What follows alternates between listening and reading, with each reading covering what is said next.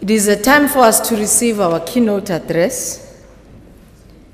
This session, we dubbed it as South Africa, Here We Stand. For all of us to reflect that it is no longer about political parties, but it is about all of us as leaders of South Africa to champion the route that South Africa needs to take. Deputy President, you can't stand for much weight on the long walk to freedom, but we are in the walk. Come carry us through into the walk. Hopefully, our destination will be what Madiba had wanted to see. May you all rise and receive the Deputy President.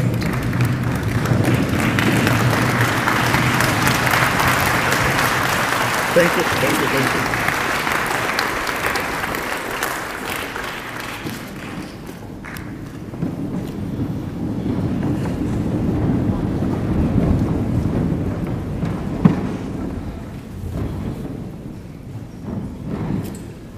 Malibongwe.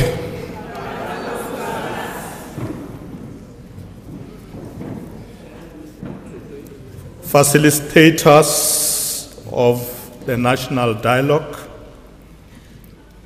Honorable Speaker Nosiviwe Mapisa-Nqakula, and the Minister of COGTA, Honorable Thembi Nkadime.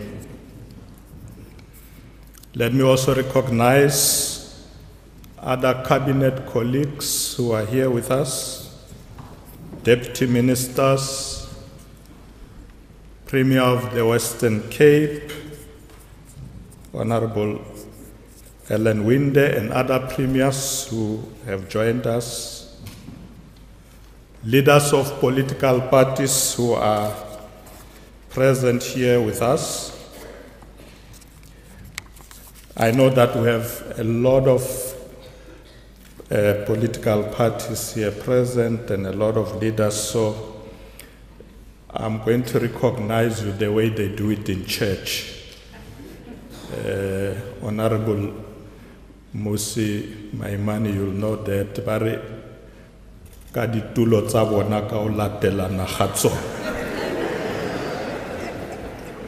That's the way, right?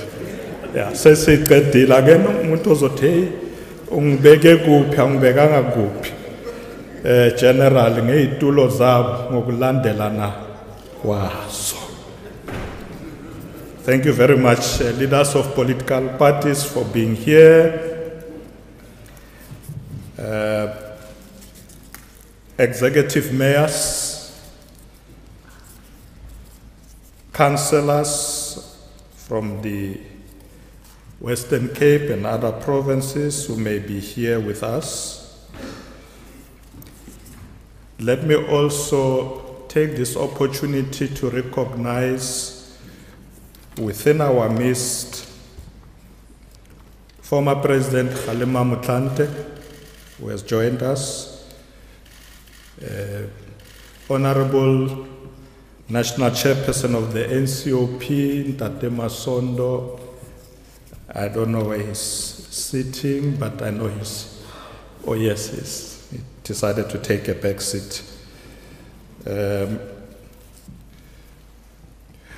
I think, honorable members, we should take this opportunity to convey our well wishes to Honorable Buthelezi, leader of the IFP, who's not well and in hospital. We send our well wishes for speedy recovery from this national dialogue.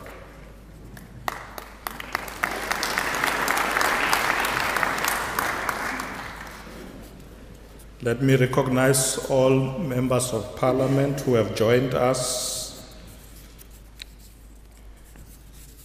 leaders of faith-based organizations who are with us today, the National House of Traditional Leaders, and all traditional leaders who have joined us this morning.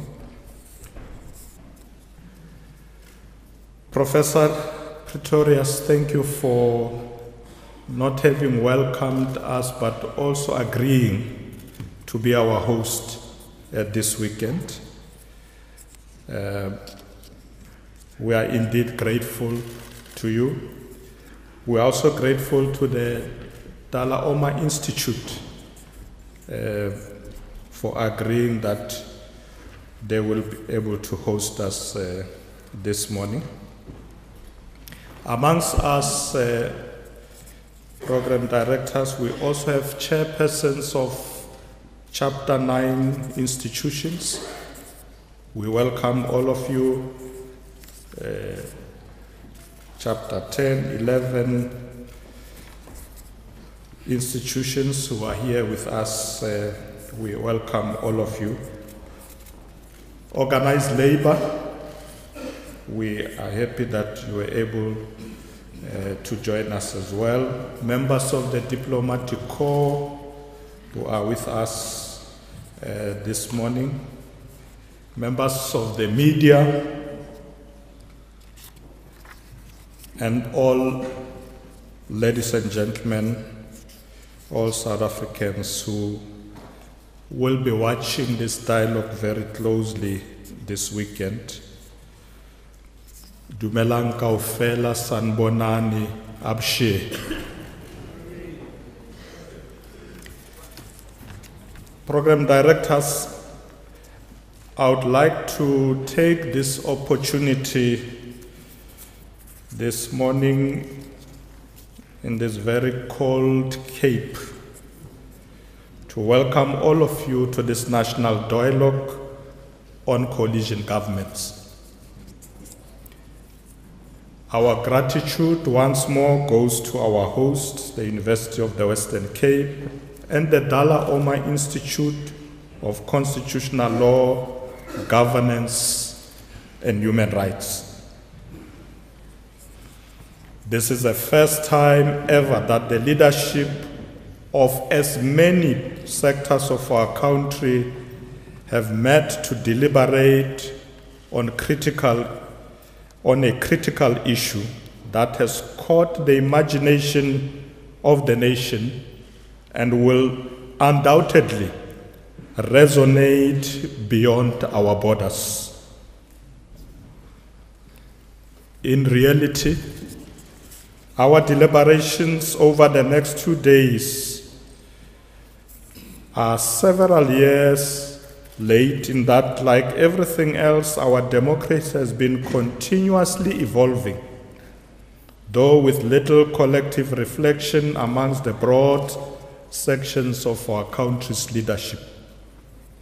Had we paused earlier to reflect on how best to promote and maintain consensus within our evolving democracy, we may have avoided some of the recent distressing scenes that have played out dramatically, particularly in some of our metropolitan municipalities.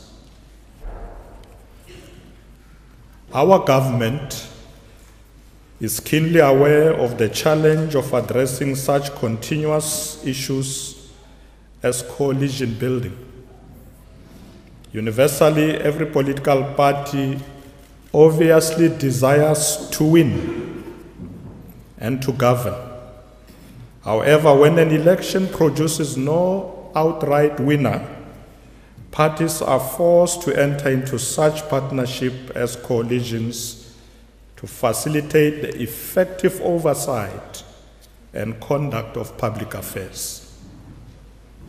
Whatever the configuration of governance, the electorate and the people as a whole expect from those who govern nothing less than the improvement of their material lives, a better future for themselves and their children, as well as guarantees for peace and security. Those who govern also owe accountability to the people at all times. For without accountability, the process of governance is compromised. Additionally, where parties battle it out, like the feuding houses of Verona, other things also get lost. Among them, improving the lives of the people is often compromised with negative impacts on the well-beings of citizens.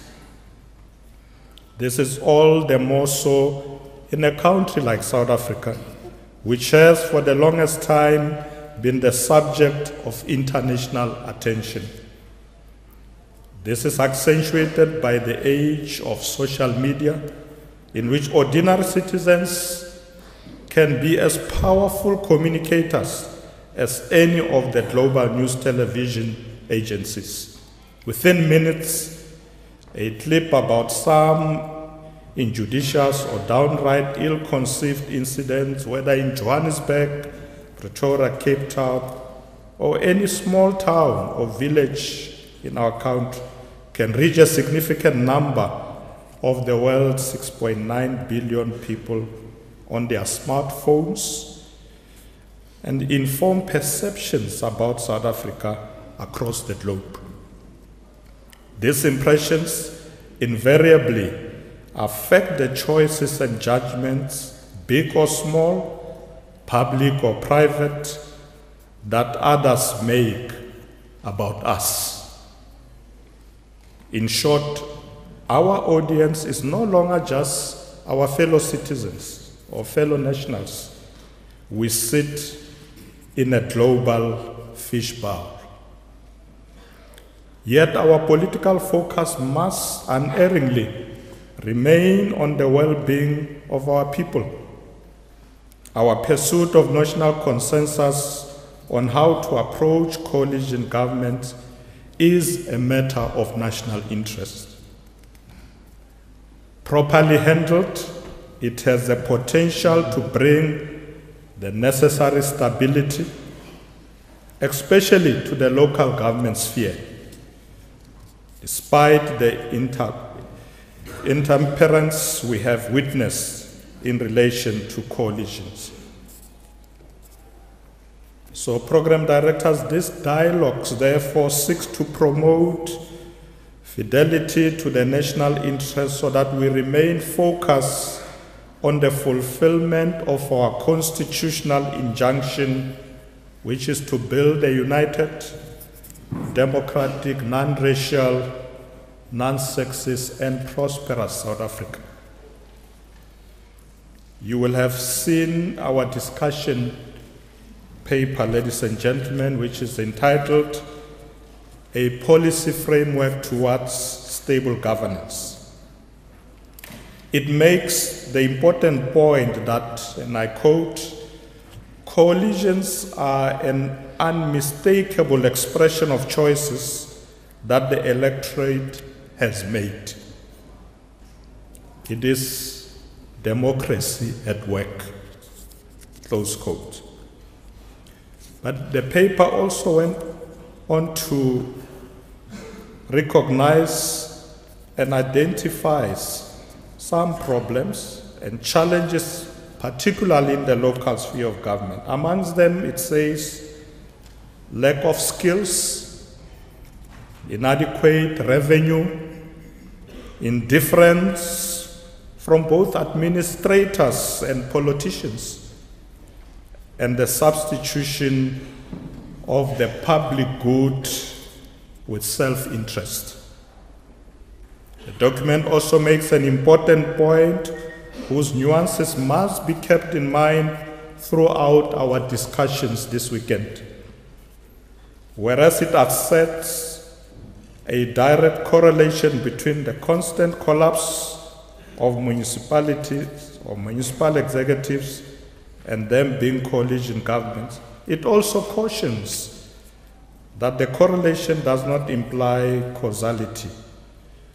That is, coalitions can trigger collapses in that both the coalitions and their turbulences have separate triggers, albeit some of them interrelated. However, ladies and gentlemen, the frequent collapse of coalitions that we have witnessed at local government level sometimes is deliberate. sometimes even unrelated to the pursuit of the public good, and can be minimized down to a healthy level with little detrimental effect on municipal administrations. Other distressing problems the document identified with our recent coalition experience at local government level, and particularly the country's major metropolitan municipalities, include the following: opportunistic behavior,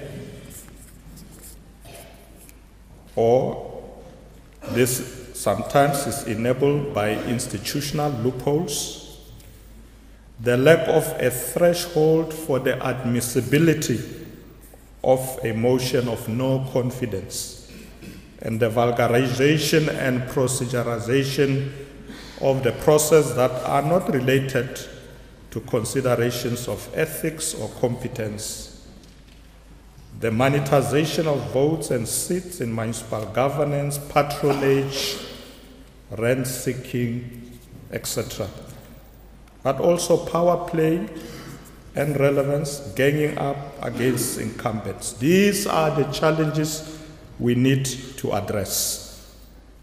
Our document therefore says, amongst others, career politicians without any prospects of employment elsewhere face a constant risk of job insecurity.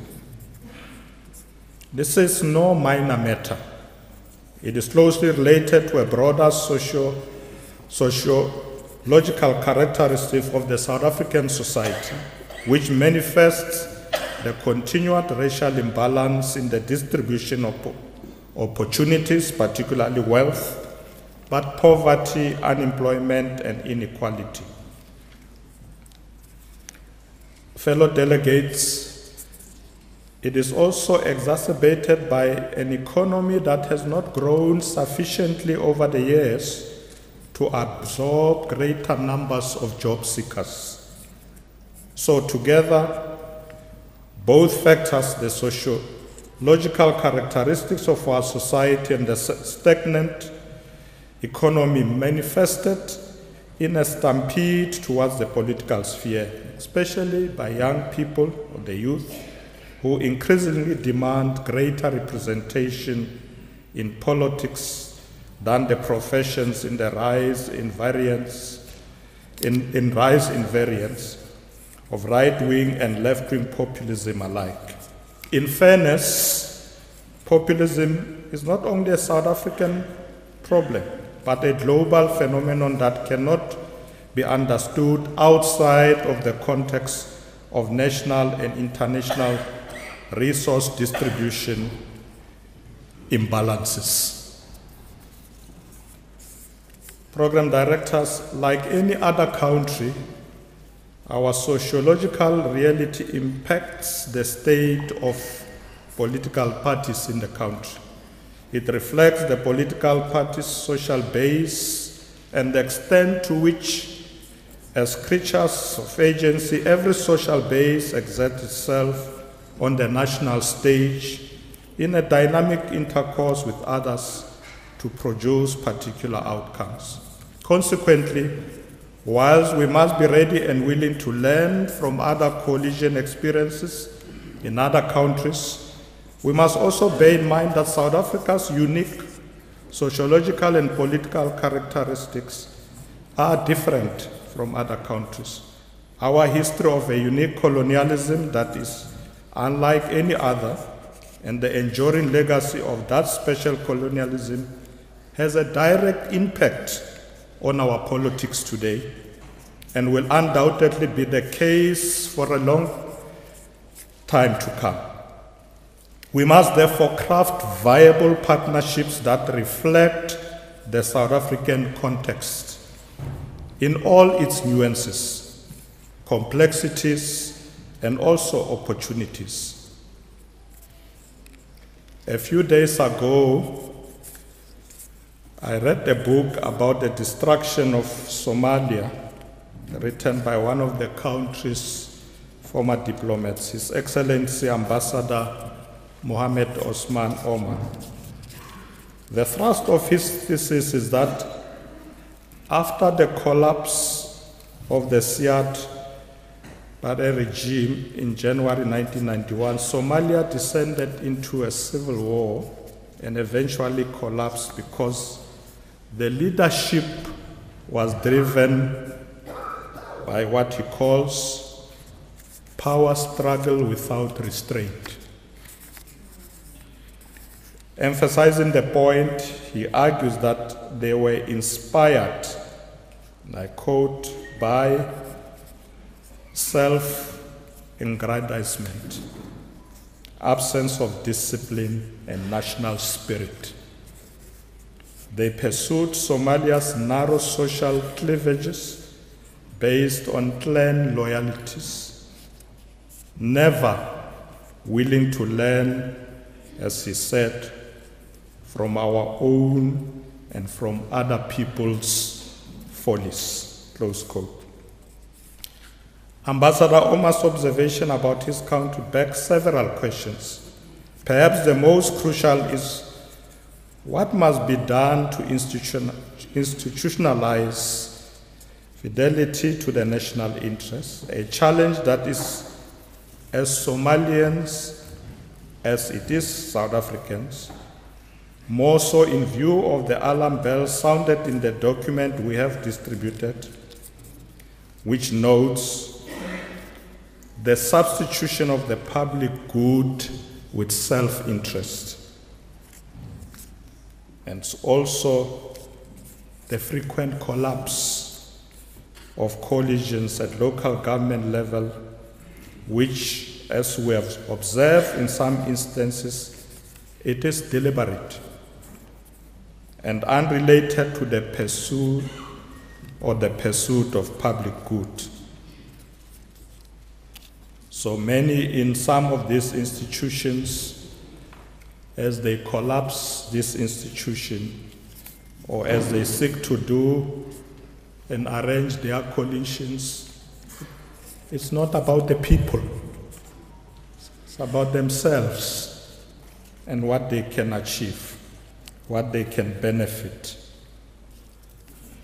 So, ladies and gentlemen, we in this dialogue today must be able to address these challenges, because we know that implicit in this is the nature and character of the South African political parties and their national political culture that must take into account the challenge that we have raised in this discussion document that you'll all go through.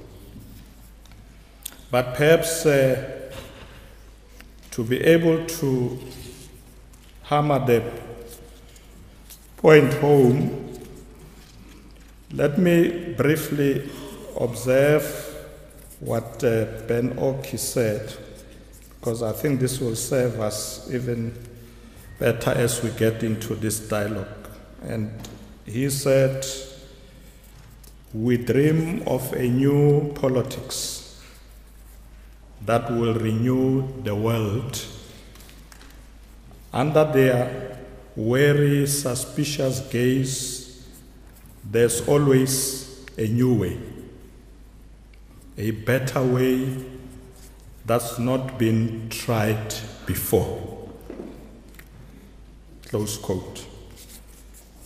This is crucial because the membership and support base of political parties are dreamers in as much as they are carriers of political outlooks, messages which in their turn shape the nation's political thinking, ways of seeing and doing politics with profound implications for its future prospects. Program directors, I'm suggesting that our social structure and its economics are central to all our endeavors, with or without coalitions in any sphere of our government, but most especially because of coalitions, South Africa requires a growing economy which creates opportunities for the people beyond the political sphere.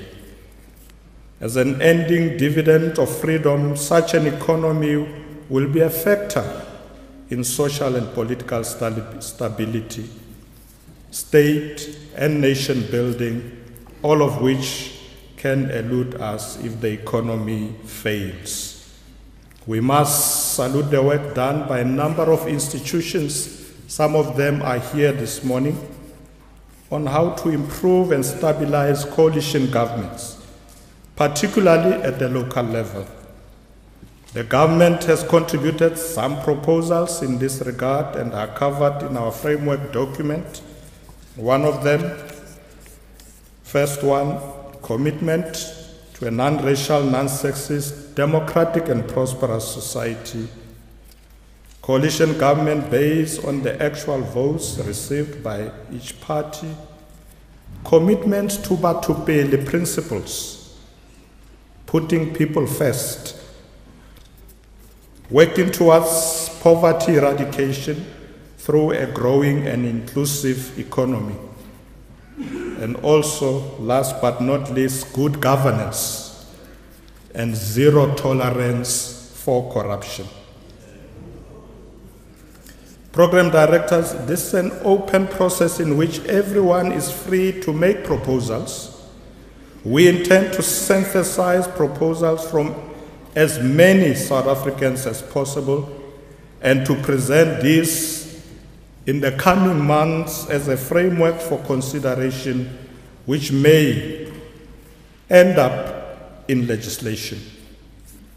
In many respects, we are fortunate that we may be the generation in our evolving democracy that co-creates and designs resilient solutions to our political architecture.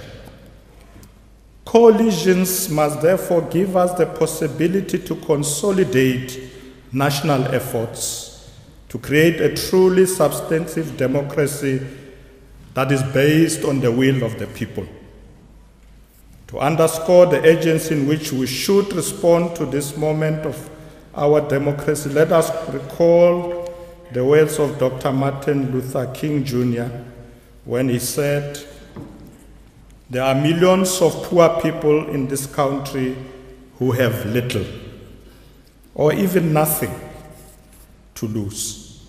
If they can be helped to take action together, they will do so with a freedom and a power that will be a new and unsettling force in our complacent national life." Close quote. Although this was directed at the America of the time, of his time, it carries equal meaning for us. We can ignite the hopes of our people with a demonstration of united leadership, which communicates the message that we have gathered here today as a collective of South African statesmen and women, and not as mere politicians representing our parties. I therefore invite the collective wisdom of all those who led us previously in the making of this country that has been acknowledged amongst others by the VC this morning. Those who were weaving it together as a proud nation of all who live in it, united in their diversity, as we say in our Constitution. I'm talking here about our liberation ancestors who initiated and successfully delivered a democratic South Africa. May they come forward and bless us as we undertake similar steps that requires the nation to pause in attention and reaffirm its commitment to move forward in concert towards the attainment of a non-racial, democratic, non-sexist, and prosperous South African nation. This national dialogue will not stop after tomorrow. It is just the beginning. It is the launch of the dialogue that must spread across our nation as we collectively grapple with the most crucial question: what do we do going forward to serve our people better? The motto of this eminent institution, this University of Higher Learning, is Respise, Prospise. Look back, look forward, and take what is worthy from the past and build the future. As we grapple with these issues, program directors, may we embrace the opposite counsel of the motto of the University of the Western Cape, so that we are able to meet the expectations of the people for material improvement of their lives and secure a better future for them and their children. So shall we be true to the national interest. I'm delighted to end with some good news this morning. His Excellency Mr. Antonio Guterres, the Secretary General of the United Nations, has appointed Professor Thuli Madonsela, our former public protector, to serve as his newly formed Scientific Advisory Board.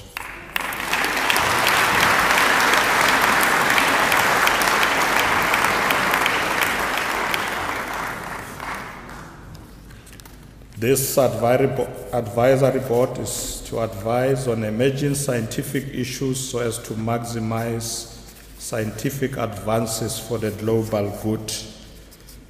Congratulations, Prof.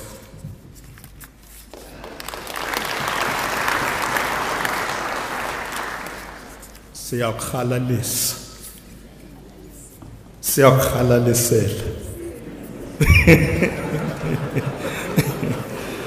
Okay.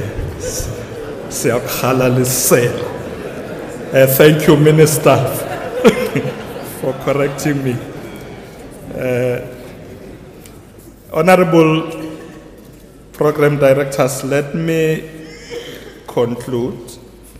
And I want to say to Professor Madonsela, you have done our country proud. We are confident that you will fly the national flag even higher. Your appointment illustrates the fact that we are a nation that has everything it takes to rise to greater heights. Well done.